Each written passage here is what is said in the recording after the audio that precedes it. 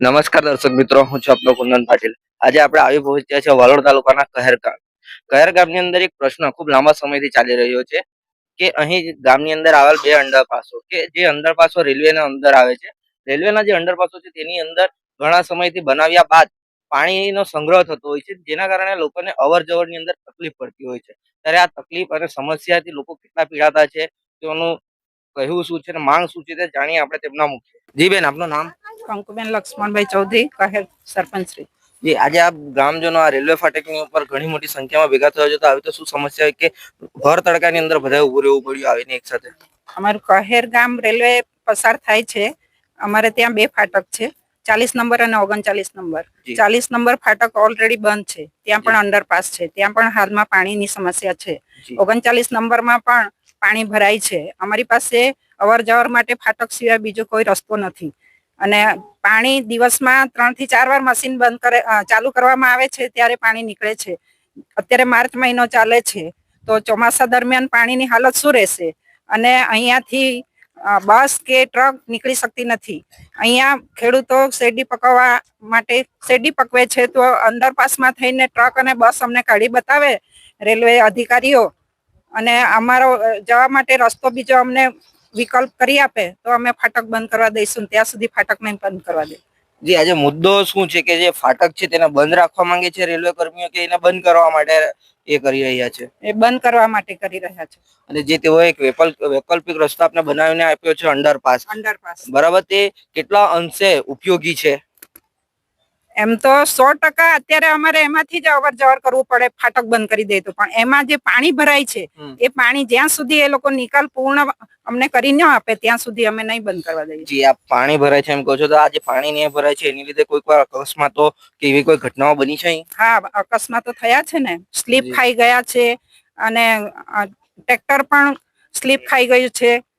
જી, એટલે ક્યાંક ને ક્યાંક અકસ્માતો અને એના કારણે જીવનો પણ જોખમ સંભાવના ખરી. જીવ જોખમ પણ ભાંગી ગયા છે. અત્યારે એક માણસ હોસ્પિટલમાં એડમિટ છે. એટલે હાલ પણ આ અંડરપાસ ની અંદર અકસ્માતના કારણે અંડર પ્રોસેસ હોસ્પિટલની અંદર સારવાર લઈ રહ્યા છે. જી, હવે બીજું એક વસ્તુ કે જો આ લોકો તમને વ્યવસ્થિત રસ્તો કે આ ફાટકની સમસ્યાનું નિરાકરણ ના કરી આપે તો આગળ તમે શું કરશો? આગળ કોને રજૂઆત કરશો? અમે કલેક્ટર સાહેબને રજૂઆત કરી છે, અમે સંસદશ્રીને રજૂઆત કરી છે, અમે જીએમ ને પણ રજૂઆત કરી છે, બોમ્બે સુધી. બરાબર. તો આટલી ઊંચી કક્ષાએ તમે રજૂઆત કરી છે, તો પણ કેટલા સમય પહેલા આ રજૂઆત કરી છે તમે? અમે 3-4 મહિના ચોમાસા પછી જયારે એ લોકો અહીંયા આ 39 નંબર ફાટક બંધ કરવા આવ્યા હતા ને ત્યારે અમે રજૂઆત કરી હતી. તો આટલા સમય તમે રજૂઆત કરો છો, તો આજ દિન સુધી કોઈ યોગ્ય નિર્ણય તમારા પક્ષમાં કે ગામજનોના હિતમાં આવ્યો જ નથી? ના, નથી આવ્યો. એ લોકો પાણી બંધ કરવાની કોશિશ કરે છે, પણ પાણી બંધ થતું નથી. એ લોકો અમને એવું કહે છે કે તમારે ત્યાં પાણીના વોટર ટેબલ ઊંચા છે એટલે પાણી બંધ થતું નથી. તો પાણી નહીં બંધ થાય એ ગામનો પ્રોબ્લેમ થોડો છે. જી જી, એ લોકોનું આયોજન બંધ, એ લોકો જે સ્થિતિ હતી તે રીતે સ્ટ્રક્ચર કરવું જોઈતું હતું. એ વાત તમારી સાચી છે. જો કે હવે જો આનું નિરાકરણ ના આવે તો આગળની રણનીતિ શું રહેશે આપની ગામજનોની આપની? કેમ કે આપ ગામના પ્રથમ નાગરિક છો. ફાટક ખુલ્લી રાખવાનો, ફાટક ખુલ્લું રાખવાની માંગ રહેશે અમારી. જી, હવે આપણા જોડે ગામના બીજા લોકો પણ જોડાયા છે, આપણે તેમને પણ પૂછીએ જે ભાઈ આના અંદર આવા અનેક આ બેને સરપંચશ્રીએ કહ્યા કે અકસ્માતો થાય છે ના બધું છે, તો એ વસ્તુની તમે પુષ્ટિ કરો છો? હા જી. અત્યારે એ બેન કહે છે કે કોઈક વ્યક્તિ હોસ્પિટલમાં છે. હા જી. હવે આ ફાટક જો બંધ થઈ જાય તો ગામજનોને શું શું તકલીફ પડી શકે છે? ઘણી બધી તકલીફ છે. પશુપાલન છે, અવર જવરમાં તકલીફ છે, ડેરીનું પ્રોબ્લેમ હોય, લોકોને નોકરીની તકલીફ છે, દવાખાને કઈ પ્રોબ્લેમ આવ્યો તો 108 પણ કદાચ કલાકો ઉભા રાખે, ફાટકો કલાક સુધી ઉભી રાખે છે, તો લોકોનું કદાચ દર્દીનું મૃત્યુ પણ થઈ શકે છે. તો તેનો જિમ્મેદાર કોણ? બરાબર. ને અહીં મોટા પાયે ખેડૂતો છે, બરાબર, તો ખેડૂતોને ખેતી લક્ષી કામોમાં પણ આની અસર પડે ખરી? અસર છે ને. બે બાજુ ખેતર છે, આ બાજુના ગામનું બી ખેતર છે, બે ફળિયા અલગ અલગ દિશામાં થઈ જાય છે. લોકોને શેરડી લાવવામાં બી તકલીફ છે, સુગર ફેક્ટરીમાં લઈ જવામાં તકલીફ છે.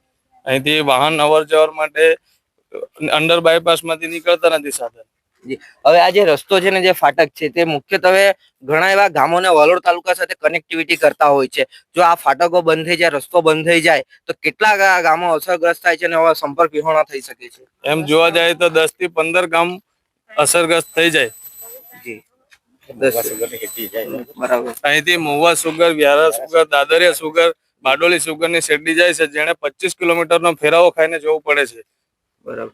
અને જો આ 25 કિલોમીટરનો ઘેરાવાની આપ વાત કરો છો ને આ ફાટક ચાલુ હોય છે તો લોકોનો સમય, ટાઈમ, ખર્ચો બધું જ બચે છે. ઘણું બધું બચી જાય છે. જી. જો કે આ સમગ્ર મામલામાં સ્થાનિકોના વિરોધને પગલે રેલવે વિભાગના અધિકારીઓ કહેર ગામ ખાતે પહોંચ્યા હતા.